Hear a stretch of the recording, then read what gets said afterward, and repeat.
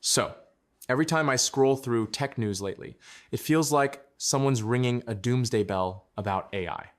When did this turn from sci-fi fantasy into an official public anxiety festival? You know, it crept up on us. A couple years back, AI was just beating people at chess and writing bad poems. Now, suddenly people talk about it like it's prepping to steal all our jobs, and who knows, maybe even our free will. Yeah, it's wild. There's this underlying vibe of, hey, what if AI goes rogue? And then you see experts actually debating real worst-case scenarios, not just movie scripts. Honestly, those debates scare me and amuse me in equal measure. Like, on one hand, you've got folks painting scenarios straight out of a thriller. But on the other, you can't ignore that AI is already influencing tons of decisions behind the scenes.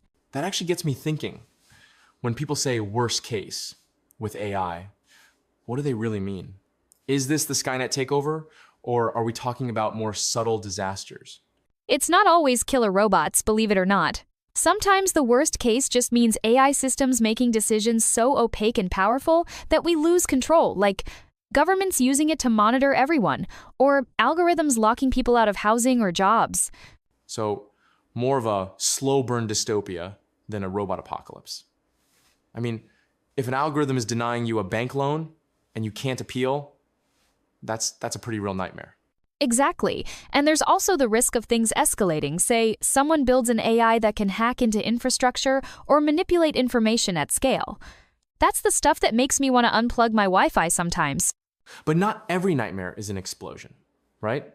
The scarier stuff might just be the drip, drip, drip of lost jobs, algorithms baking in discrimination, or even just making our lives more confusing. Definitely take job automation. It won't happen overnight, but if millions of people start losing work bit by bit, it's like boiling a frog. And biased AIs? That's already happening. Think about facial recognition, misidentifying people, or credit scoring. That's wildly unfair. What worries me is we still treat those glitches like bugs, not signs of something deeper. Plus, nobody has a manual for how to retrain half the workforce if AI replaces their jobs. I've seen people joke that, in the worst case, AI won't destroy humanity, it'll just make everyone's life a Kafkaesque tangle of bureaucracy and pop-up ads. I mean, not a great consolation prize. Funny you bring up losing control. There's this fear that AI could slip the leash and start making moves nobody intended. Think of the time those stock trading bots accidentally crashed the market. That's a perfect example. A lot of experts worry that as AI gets more capable, it won't just follow human orders, it might optimize for things we didn't expect, and the results could be chaotic or even dangerous. Like a genie that takes your wish way too literally. Right? Like that hypothetical story where you tell an AI to make paper clips, and next thing you know, Earth is one big office supply store. It's starkly funny, but also a real cautionary tale. The challenge is making sure we're specific enough in our instructions, but also building systems that can say, wait, maybe don't do that if things go sideways. So after all this doom and gloom, is there anything regular people or even governments can do to dodge the worst case scenarios? Or are we just along for the ride?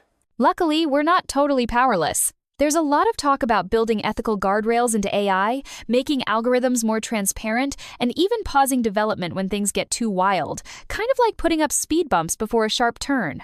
That sounds great in theory, but do you think companies will actually slow down if there's money to be made? My skeptical side says the race for profits usually wins out.